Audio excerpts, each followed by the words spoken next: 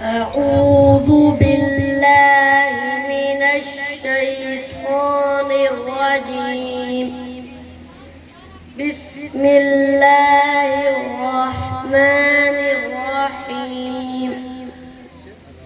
ألهاكم التكاثر حتى زرتم المقابر كلا سوف تعلمون ثم كلا سوف تعلمون كلا لو تعلمون علم اليقين لترون الجحيم ثم لترونها عين اليقين ثم لتسألن يومئذ عن النعيم.